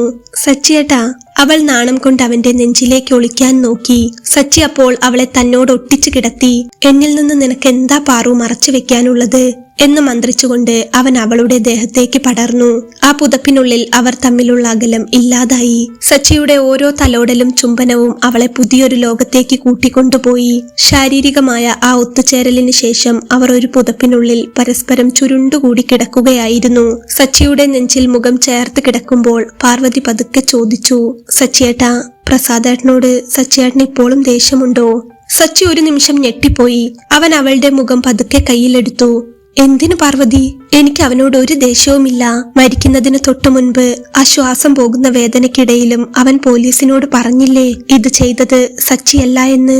ആ ഒരു സത്യം അവൻ പറഞ്ഞതുകൊണ്ടല്ലേ എനിക്ക് ഇലക്ഷനിൽ നിൽക്കാൻ പറ്റിയതും ഇന്ന് ഈ നിലയിലെത്താൻ കഴിഞ്ഞതുമെല്ലാം. സച്ചിയുടെ കണ്ണുകൾ നിറഞ്ഞു. നല്ലപോലെ നടക്കുമ്പോൾ ഞങ്ങൾ ശത്രുക്കളായിരുന്നു. പക്ഷേ ആ ആംബുലൻസിൽ വെച്ച് എന്റെ കയ്യിൽ കിടന്ന് ഇടർച്ചയോടെ പ്രസാദ് എന്നെ വിളിച്ച വിളിയുണ്ടല്ലോ, അതിലെനിക്കറിയാമായിരുന്നു അവന്റെ ഉള്ളിലെ വെറുപ്പൊക്കെ മാറിയെന്ന്. അവനൊപ്പമില്ലാതെ പോയതിൽ എനിക്ക് സങ്കടമേ ഉള്ളൂ. സച്ചി പാർവതിയെ തന്റെ നെഞ്ചിലേക്ക് ഒന്നുകൂടി ചേർത്ത് കിടത്തി. വസ്ത്രങ്ങളൊന്നുമില്ലാതെ അവന്റെ ശരീരത്തിന്റെ ചൂടേറ്റ് അവൾ കിടക്കുമ്പോൾ അവളുടെ കണ്ണിൽ നിന്നും ഒരു തുള്ളി കണ്ണുനീർ അവനിലേക്ക് വീണു. അച്ഛനും അമ്മയും സഹോദരനും എല്ലാം നഷ്ടപ്പെട്ട ഈ ലോകത്ത് അവൾക്കിപ്പോൾ സ്വന്തമെന്ന് പറയാൻ എല്ലാം അവളുടെ ഈ മന്ത്രിയാണ്. പ്രിയപ്പെട്ടവരൊക്കെ നഷ്ടപ്പെട്ട ആ പഴയ രാത്രിയിൽ നിന്ന് അവൾ ഇന്ന് ഒത്തിരി ദൂരെ എത്തിയിരിക്കുന്നു. സച്ചി അവളെ ചേർത്തു പിടിച്ചുകൊണ്ട് പതിയെ ഉറങ്ങിപ്പോയിരുന്നു. അല്പം കഴിഞ്ഞ് അവൾ ഉറങ്ങുന്ന സച്ചിയുടെ മുഖത്തേക്കൊന്ന് സ്നേഹത്തോടെ നോക്കി. ആ മുഖത്തെ ശാന്തത നോക്കിക്കൊണ്ട് അവൾ ഒരു നിമിഷം അങ്ങനെ നിന്നു. എന്നിട്ട് അവൻ അറിയാതെ വല്ലാത്തൊരു പ്രണയത്തോടെ അവൾ അവന്റെ നെറ്റിയിൽ ആർദ്രമായൊരു ഉമ്മ നൽകി. അത്രയ്ക്ക് പ്രാണനായിരുന്നു അവൾക്കവനെ. ഒന്നും പ്രതീക്ഷിക്കാതെ ജീവിതത്തിലേക്ക് കൂട്ടിയിട്ട് പൊന്നുപോലെ നോക്കുന്ന അവനോടുള്ള തീർത്താൽ തീരാത്ത പ്രണയം. അവന്റെ നെഞ്ചിലേക്ക് ഒന്നുകൂടി ചേർന്ന് കിടന്ന് അവളും പതുക്കെ ഉറക്കത്തിലേക്ക് വഴുതി വീണു. പുറത്ത് മഴയുടെ സംഗീതം അപ്പോഴും ബാക്കിയുണ്ടായിരുന്നു.